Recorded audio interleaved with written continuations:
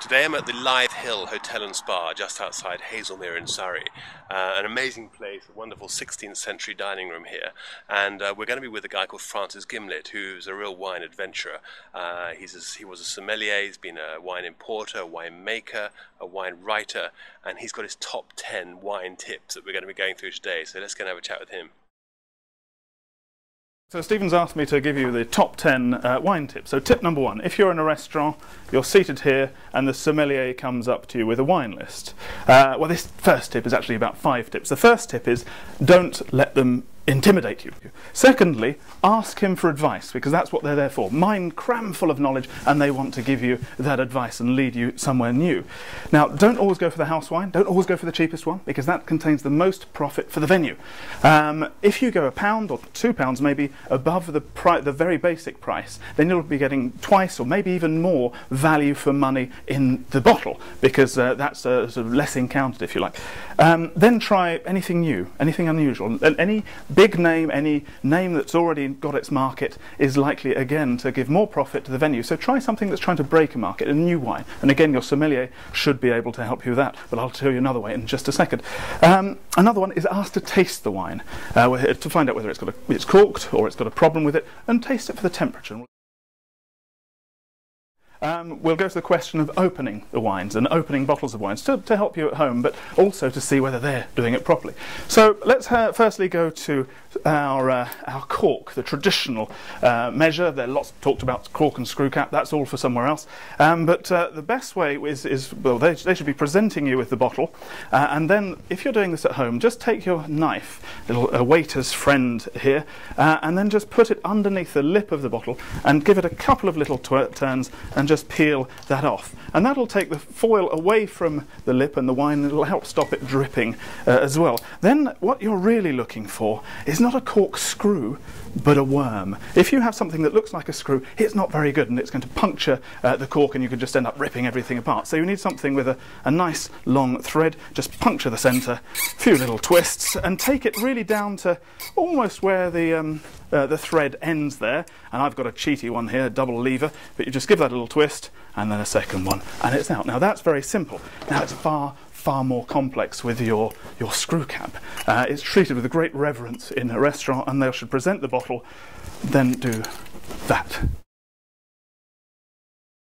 Okay, this is tip number 3, opening a bottle of champagne or sparkling wine. Here we've got a carver, a vintage carver from Freycinet.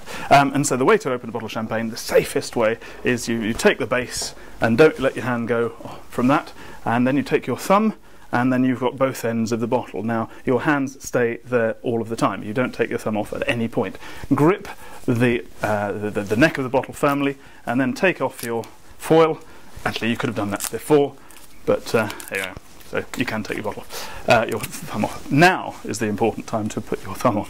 So, right, we've got that there. We undo the little twiddly bit. This is the important. This is the part. 3,000 people a year are admitted to hospital with eye injuries because they've done this wrongly. And then you grasp the cork, and then you just twist the bottle, and you'll find it easy to control the cork. And you can see the cork just coming out there, and it should come out and make a noise no louder than that.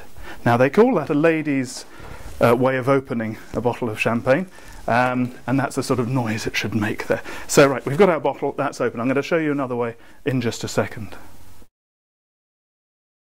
Tip number 4 is what to do when they pour you a sample of the wine, because we all sit there, and is it just for show, or is there something they really want you to find out about the wine? And there are 3 reasons. 1, to see whether it's corked, 2, to check for any other problems with the wine, if there's something floating in it, or 3, to check the temperature. So what they'll do is they'll pour you a little sample of wine like this, and they'll pull that up there, and they should give the bottle a little bit of a swirl, and then you'll have your sample. And then we'll move on to tip number 5, which is how to taste the wine. Okay, tip number 5, how to taste the wine and what you actually do with the wine once it's been presented to you. If you're given this, if you're given the cork to sniff, then just say, I'm not eating the cork, I'm drinking the wine, and then just grab your glass of wine. And the first thing you do, give it a little bit of a swirl, and you can even check the colour if you really want to be professional, but that's not going to tell you too much. So first thing is the nose. Give it a swirl, and that way you'll smell more of the wine, because it'll be more intense because there's wine on the side of the glass as well as across the top here. So just give it a quick sniff and just see if it smells nice. Now, if it smells of musty cardboard or old earth or anything like that, then there might be a problem with it, so send it back. And the best way to check, I've always found that if you take some dry compost, take a sniff of that, and if you smell it in wine, then you're likely to have a problem. Nothing should smell of dry compost. So the next thing, we give it a little bit of a taste. Now, there are two schools of thought in the wine trade, and a lot of people I see, they take the wine into their mouth and they treat it like mouthwash. Now, unless you need to remove some chicken from in between your teeth, then don't bother doing that. It's not really necessary. So just take a little slurp of the wine, bring a small amount of air through it, and swallow the wine, and just see if you like it. That's all there is to it. If there's no problem with it, and if you enjoy it, then just there you go with it. The other reason for being given it to taste was the temperature. So if it's a little bit, if it's a red and it's a bit too cold for you, maybe ask them to warm it up, or simply the other way around. If it's a white, then chill it. But just a tip for when you're at home, the best way for any wine with a cork in it is to be stored on its side. It keeps the cork moist, it stops it drying out and stops wine past the side, and prevents oxidation, which means that oxygen gets into the bottle and oxidizes or prematurely ages your wine, which you don't want. Now, if you're at home, dark place, fairly damp, well, it doesn't have to be too damp, but not too dry. Nowhere near radiators. Watch out for heating pipes in the wall, because they'll also affect your wine. Now, a little tip, you could buy one of these very expensive wine preservation fridges, or dig yourself a cavernous cellar. Now, if you're not going to do that, then maybe buy an old fridge, bang it in the back of the garage, and put your bottles in there. That's going to keep it more stable than just keeping them in boxes in the garage. Don't turn the fridge on, though.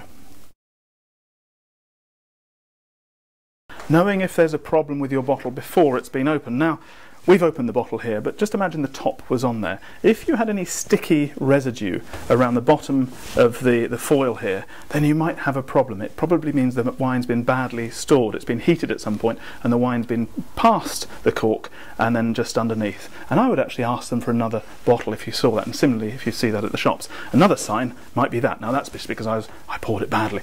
But if you see a streak across the label at any point, then it means that at some point, again, the wine may have come past it. That's only if, obviously, the top's on. And similarly, if the cork is blown, which means if the cork is actually passed or raised up above the level of the bottle. If I see anything that with the capsule on where the cork's just raised above, and you can see it sometimes to 2, 3, 4 millimetre, it means that the wine has expanded at some point and pushed the cork up, which is a problem with the wine may not be too bad, but it won't be as good as it should be. Okay, so on to our tip number 8. Correct service temperatures. Now, there are different service temperatures for every sort of wine, really based on the strength of wine.